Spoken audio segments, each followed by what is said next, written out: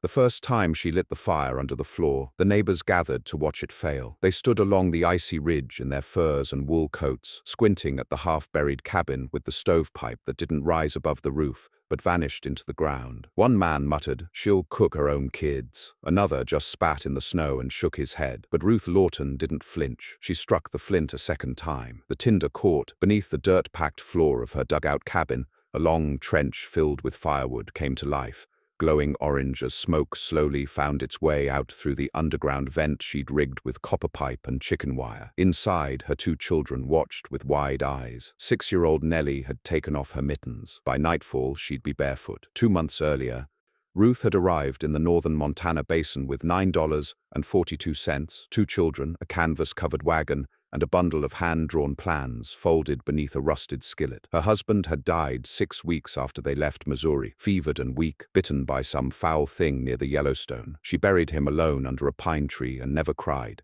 She didn't have time. The homesteading plot they'd claimed by letter was bleak, a low valley ringed with wind-swept buttes, the snow already creeping down the ridgelines like a warning. There were cabins here, maybe 14, but not one soul offered her shelter. The men muttered she should go back east. The women whispered she was cursed, and the preacher hadn't even looked her in the eye when she asked for help. So Ruth drove her wagon into the base of a south-facing slope and began to dig. She started with a pickaxe and shovel, carving into frozen clay and brittle grass roots. Her boy, Caleb, just 9, helped when he could. But mostly, Ruth worked alone. She dug a hollow 10 feet deep and 15 wide, walling it with stacked stone from the edge of the creek, then dragging willow and cottonwood branches across the top and piling dirt over it for insulation. But it wasn't just a dugout. She'd remembered something her father told her before he passed, how ancient Korean homes were heated from below, not above, something called ondol. He'd read once, in an army manual from the Orient, a fire pit beneath the floor, warm air drawn under flat stones and vented through a chimney far away. That was what she built. A fire trench ran just beneath the cabin's stone slab floor, packed tight with river rock and smoothed by hand. The fire would be lit at the far end, and heat would rise gently through the stone for hours, warming the whole space evenly, silently. No stove inside, no smoke, no flames, just heat beneath your feet. It was madness to every man who passed by. And Ruth didn't care. The first night they slept inside. The wind howled hard enough to lift shingles off every rooftop in town, but Ruth's children slept barefoot under a quilt. The second night, her daughter spilled water across the floor, and by morning it was still liquid. And by the 5th morning, word had spread. "Go take a look," the wheelwright said to his apprentice. "She's probably roasted 'em in their sleep." The boy crept close to the dugout at sunrise, breath fogging in the air. Inside, Nellie danced in circles near the hearth, bare feet pattering across the floor.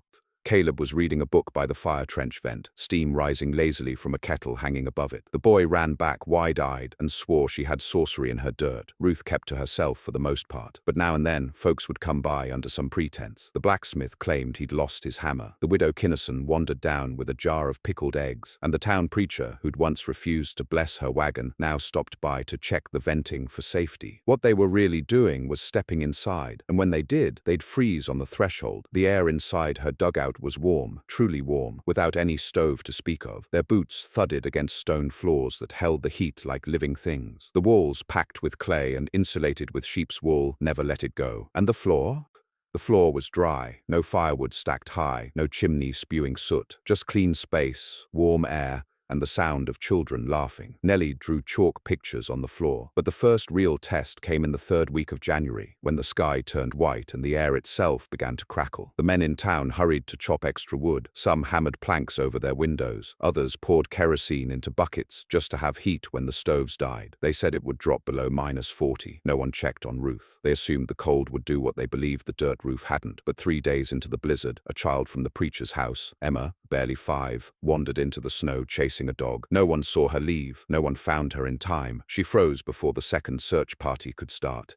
And on the same morning they buried her in the frozen earth. Ruth's children played marbles barefoot on a stone floor that still radiated warmth from a fire lit 2 nights prior. That was when the whispering stopped. A week later, Ruth opened her door to find a woman standing with her hat in her hands. "My stove's out," she said, voice trembling. "My baby's coughing. We didn't have enough wood? Ruth stepped aside without a word. She laid the baby on a blanket between her own children, lifted a stone slab near the corner, and added one dry branch to the trench below. The fire caught. The stones glowed. The woman wept as her child's shivering slowed. The storm broke by the end of the month. By then, Ruth's insane idea had become legend. But it wasn't over. Because when the town's biggest stove exploded from frozen creosote and a man lost his leg in the fire, someone came pounding on Ruth's door again. Only this time, it wasn't to mock, it was to beg. And this time, Ruth had a choice to make. They pounded on her door again just after dusk. The snow hadn't even finished melting yet. Ruth had just tucked Nellie beneath the quilt when the knocking started. It wasn't gentle, it wasn't polite. It was desperate. She didn't move at first. It had been only 3 days since she'd opened her home to the widow and her child, since her underground fire had saved another life. And now here was another fist at her door, louder this time, faster, the sound of someone running out of time. Caleb slipped quietly to her side. Ruth opened the latch. Standing outside was a man she barely knew, Samuel Crispin, the lumber mill foreman. His beard was frozen, his eyes rimmed red. "My stove burst," he choked. "Blew the whole wall apart. My wife, she's burned. Bad. Please." Behind him, the wind swirled low across the ground, carrying the scent of something acrid and wrong. Ruth could see the sleigh tied to a post behind him. A figure in the back groaned under a pile of blankets. She didn't hesitate. "Bring her in." They carried the woman gently inside. Ruth cleared the corner by the hearth, lifting up one of the floor stones to check the embers. The fire trench was still glowing from the afternoon burn. She hadn't needed to stoke it in hours. She placed a fresh willow branch into the trench. The bark sizzled. Heat poured out with a low hum. Then she knelt and helped peel back the layers of blanket. The woman's arms were blistered. Her right cheek was mottled red and weeping. She breathed shallow, but she breathed. Nellie stood watching, clutching her wooden doll. Caleb retrieved the clay jar of goose fat and a linen roll. They'd done this before, back when Ruth's own hands had split open during the digging. She worked quickly now, humming low under her breath, the way her mother once had. Samuel sank beside his wife and didn't speak, not even when he wept. By morning, the woman could open her eyes. The burns were bad, but the heat inside Ruth's cabin didn't bite like the dry heat of stoves or the choking smoke of poorly damped fires. It was even, humid, gentle. It let wounds close instead of crack. She would survive. Samuel Crispin didn't say much, but before he left, he looked Ruth straight in the eyes. "I'll send lumber," he said. "Seasoned wood, tools too.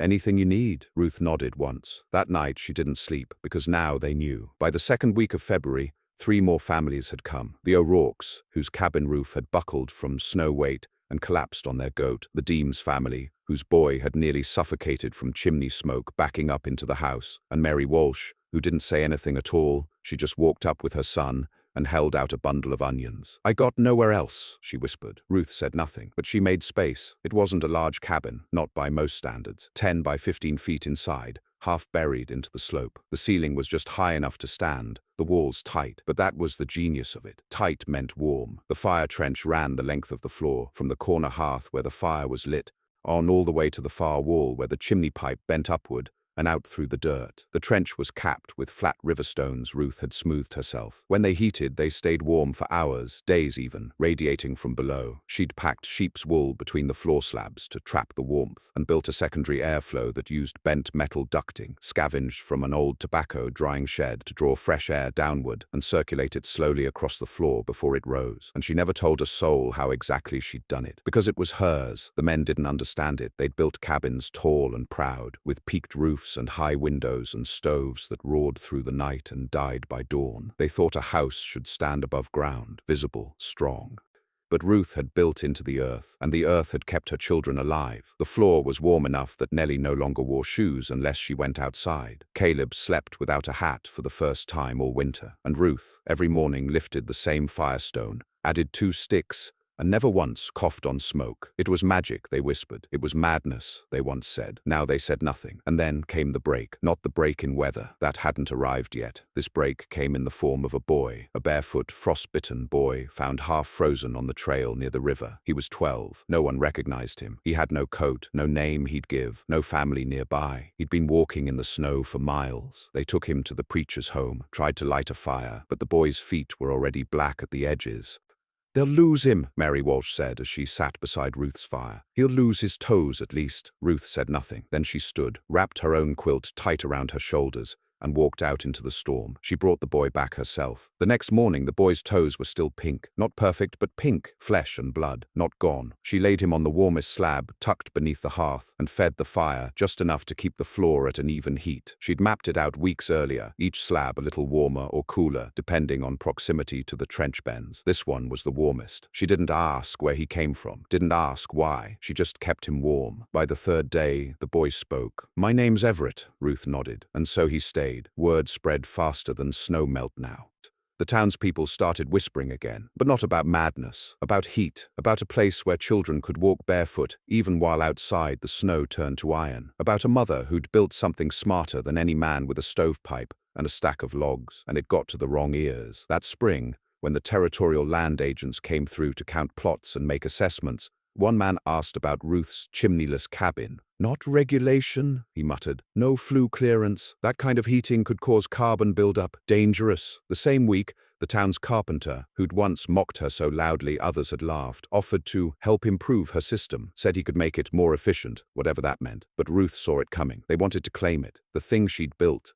The warmth she'd earned with bleeding hands and nights alone in a frozen hole, while her husband lay under a pine 500 miles behind her. They wanted to name it after someone else, so she got quiet. Caleb came to her one evening while the fire glowed low, and Nellie slept on the floor with Everett's dog-eared book tucked beneath her arm. "They're talking in town," he said, "about how you must have learned it from some man, how no woman could build a thing like this alone." Ruth didn't reply. She dipped a rag in the clay pot and wiped down the warmest stone. The glow from the trench flickered soft on her face. "They can't believe it," Caleb whispered. "But we were here. We saw. I helped dig. We know." Ruth looked at her son, the boy who'd once cried under a blanket in Missouri when the wind howled through the wagon. Now he stood tall, warm, barefoot in the coldest room in the county. "We know," she said softly. "That's enough." But it wouldn't be. Because the men didn't just want to copy it now, they wanted to own it, and Ruth wasn't going to let them. It started with 2 men from the county seat arriving unannounced in late March, wearing bowler hats and thick wool coats, boots still dusted with late snow. Ruth was outside then, splitting willow branches for the next fire lay. Nellie and Everett sat nearby, drawing in the dirt with sticks. The men stepped from their wagon with practiced authority, clipboards in hand, expressions flat. "Mrs. Lawton?" the tall one asked. She paused. "Yes, we're from the Bureau of Settlement Affairs. Heard tell you've built some sort of non-regulatory heating system that's been attracting attention." They didn't ask permission to step forward. They simply did. "I built a home that doesn't kill my children in the night," Ruth said, without warmth. The shorter man crouched near the cabin's entrance, peering into the half-buried doorway. "This your only exhaust vent? It's sufficient. And the fire source is below the structure?" "Yes," he scribbled on his sheet. "We've had similar reports. Dangerous ones. A house in Dakota collapsed last year from improperly supported floors heated from below. Steam buildup, carbon monoxide. Someone even died in Oregon trying a buried furnace trick like this." Ruth didn't blink. "And how many died last month from stove fires and chimney clogs?" The man stood slowly.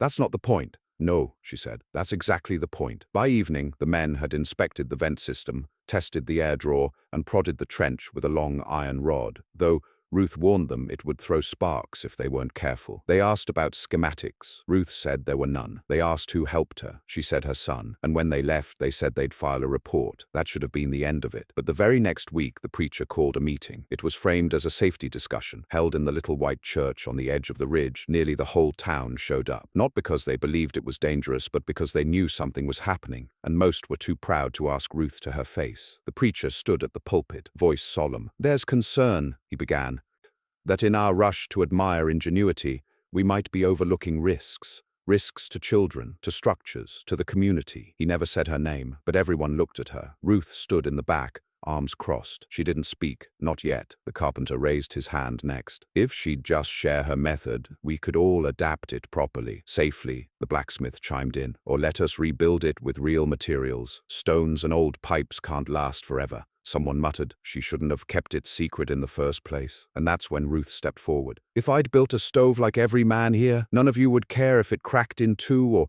burned my walls down," she said. The room fell silent. "If I'd chopped 30 cords of wood and stacked 'em proud outside my cabin for folks to see, you'd have called me smart.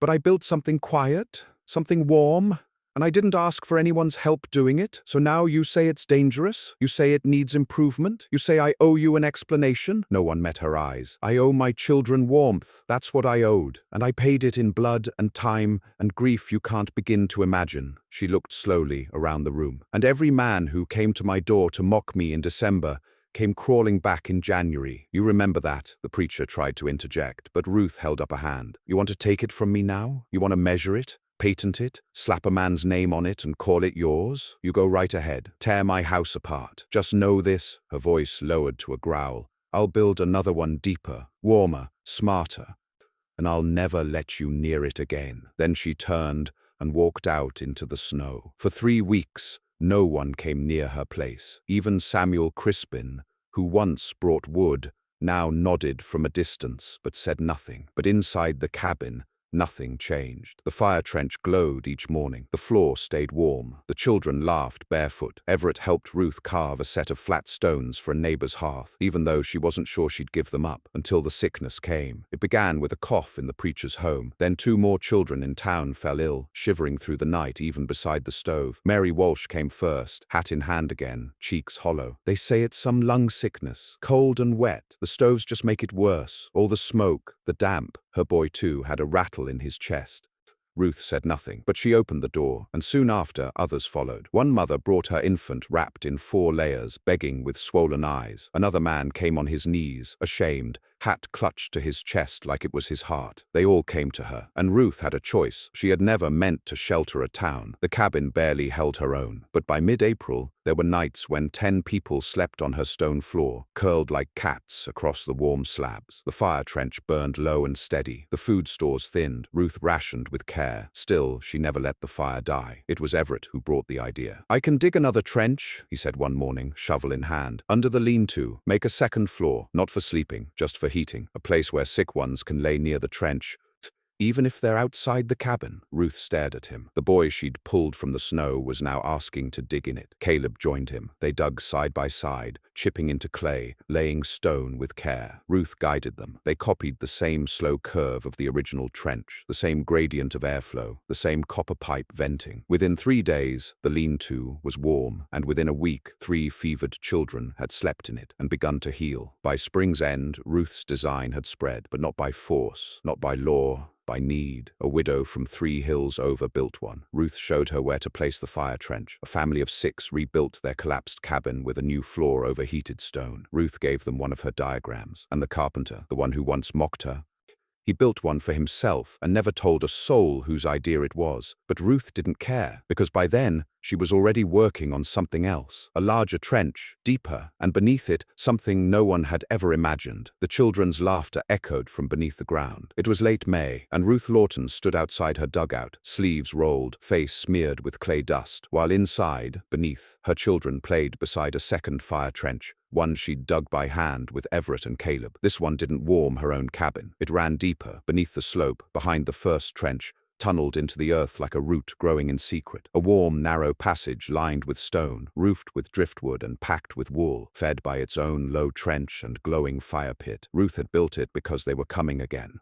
Not settlers this time, not neighbors with burned stoves and frostbitten feet. Officials. From Helena, a letter had arrived by post 2 weeks before, stamped with the seal of the Bureau of Rural Innovations and Frontier Oversight. They were sending inspectors, not just to examine the trench, but to assess whether Ruth's cabin and its unregulated subterranean fire-based heating mechanism violated regional safety laws, land patents, or combustible ordinances. She didn't need to read past the first line. They were coming to take it from her. I'll show them what I want to show them, she told Caleb that night, smoothing the last stone into place. Everett stood behind her, holding a lantern. They'll walk into the cabin, see the main trench, she continued. They'll nod, take notes, act like it's theirs now, but they won't find this. Not unless I show them. The new tunnel was 5 feet high and 10 feet long, ending in a tiny chamber lined with flat stone and fur rugs, warm as summer. But why build a second one? Caleb asked. If they're just coming to steal the first? Ruth set the trowel down and looked him in the eye. Because we're not giving them anything, she said. And if they make us leave, we'll live down here. When the bureau men arrived, They were wearing the finest wool Ruth had ever seen. Their wagon bore the government seal. One held a measuring rod, the other wore spectacles and carried a heavy leather satchel full of papers. They came with smiles. "Mrs. Lawton, we're here on a fact-finding mission," said the taller one. "Not here to seize anything, only to understand." "Of course," Ruth replied and opened her door. They measured the trench depth. They sketched the vent placement. They asked how she maintained airflow without a mechanical blower. She told them about the slope and the draw from the rear pipe, how rising heat pulled air from beneath and vented smoke through the angled copper stack. The men nodded and whispered. One of them asked if she had any documentation. Ruth pulled out her father's old army manual and flipped to the hand-drawn sketch of a Korean ondol system, half-burned, water-stained, but intact. They photographed it. They thanked her, and they left. But Ruth knew it wasn't over. 3 weeks later, a letter arrived. This time, it was not a warning, it was a proposal. The Bureau wished to fund the replication of her design, under government supervision. They offered a stipend, a small plot of land nearer the new railroad station.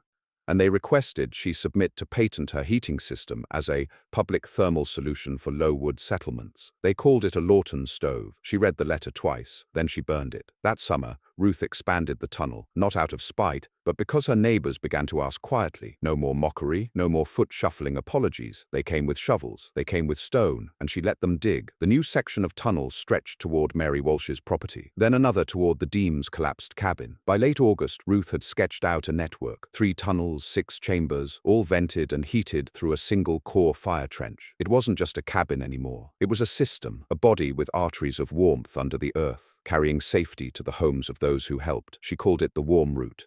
Not aloud, but in her own mind. Then came the dry lightning storm. It struck a cottonwood east of town, lit the thatched roof of the O'Rourke cabin in seconds. Wind carried embers to 3 more homes. Flames danced across rooftops while buckets were passed. Children screamed, and a man lost his hand trying to wrench open a smoking stove hatch. The fire reached the Walsh house by nightfall, but the tunnel had already been dug, and Mary's children, along with 3 others, were already huddled beneath the earth, in the root chamber closest to Ruth's original trench. By morning, the Walsh house was gone, but the children were barefoot and warm. That was the final shift, the day when no one laughed anymore, no one questioned, no one offered to improve the system. Instead, they built. They asked Ruth to teach them to dig fire below, to lay stone so it wouldn't crack, to vent smoke so it would never choke a child again. She taught them, quietly, one at a time. The system grew, and the Bureau, they came again, this time with a higher-ranking official, one who did not smile, one who arrived with 3 soldiers and a stamped document declaring that Ruth's subterranean thermal network fell under provisional military interest. The words in the letter chilled her more than any frost ever had. Strategic applications for underground heating networks in frontier conflict zones. They weren't here to keep children warm. They were here for war. Ruth stood at the door of her cabin, blocking their way. The man in the black coat didn't ask. "We're here to take survey and schematic. Your trench system is now considered federal property." "No," Ruth said.